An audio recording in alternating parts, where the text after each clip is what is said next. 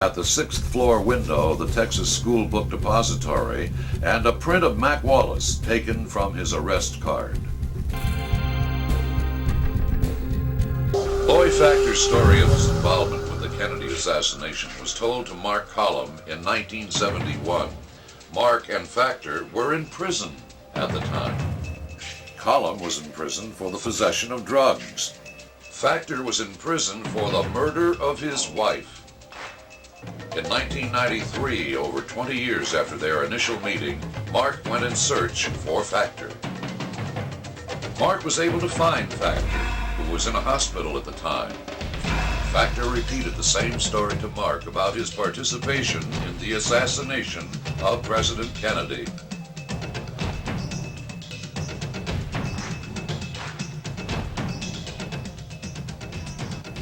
Mark Collum and Glenn Sample wrote a book based on Factor's story, The Men on the Sixth Floor.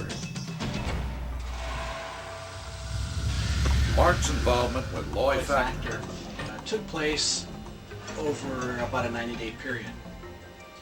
During this time, I worked very closely with Loy in a state infirmary. His case was undergoing an appeal. Talking to Loy and saying, well, you know, why are you here? And it took several weeks of just curiosity. And the story unfolded how he became involved with a gentleman who he met at Sam Rayburn's funeral when his family went there just to see the president, and there was a couple of presidents and a lot of famous people that were there at Bottom, Texas. While he was on the street trying to watch the motorcade, he said that this gentleman, Hispanic gentleman, possibly Cuban gentleman,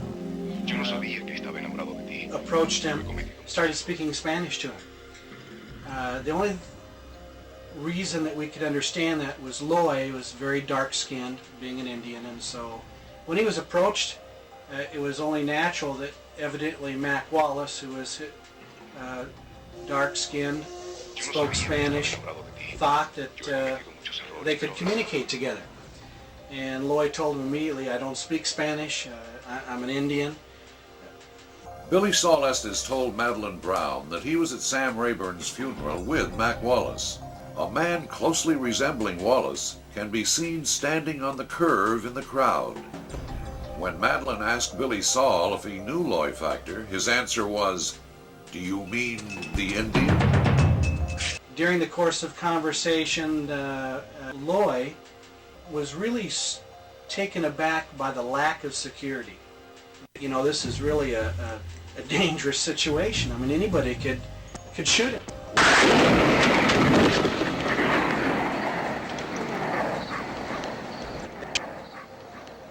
So this is where the conversation got going, and evidently it touched on the marksmanship of Loy.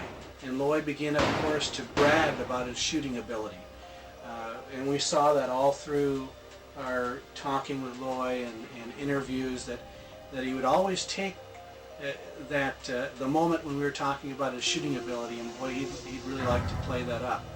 So if he kept that same attitude with Malcolm, we could begin to see that how the conversation went. When Loy met Wallace, he had talked and hit up a relationship, had a relationship going there. What impressed Loy was how kind this man was.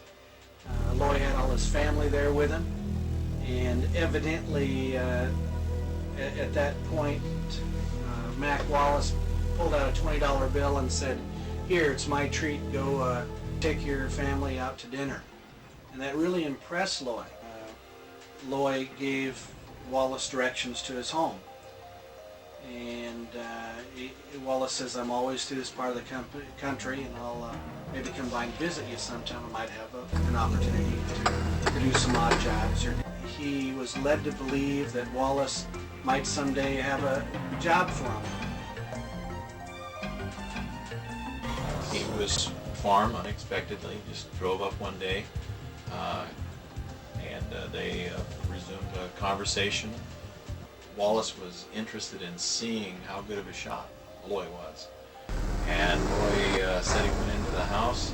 He grabbed a .30-30, as I recall, and they went out to a clearing near their house, and they started plinking at some cans that Wallace would put up on the fence post. And I recall him saying that he shot at a grease gun canister, whatever he was referring to. He remembered the fact that it was a grease gun can, and he just shot that thing every time.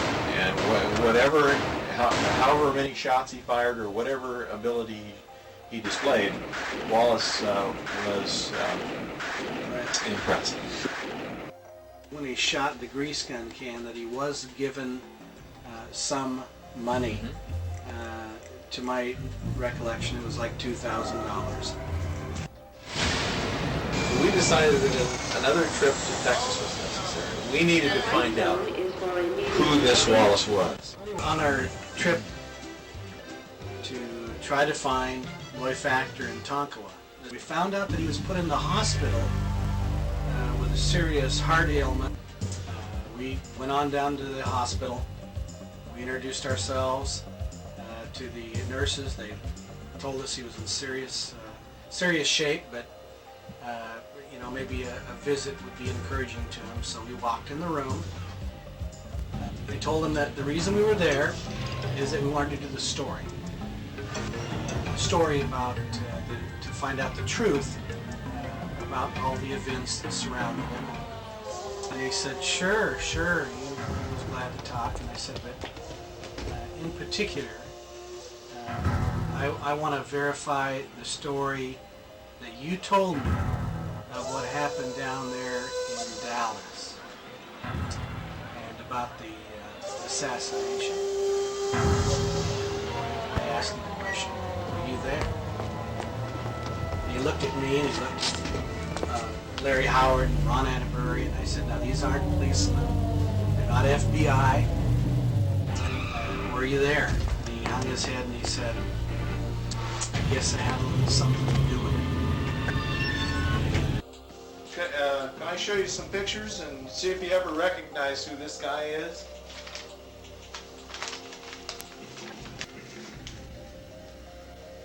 He dressed up too good, don't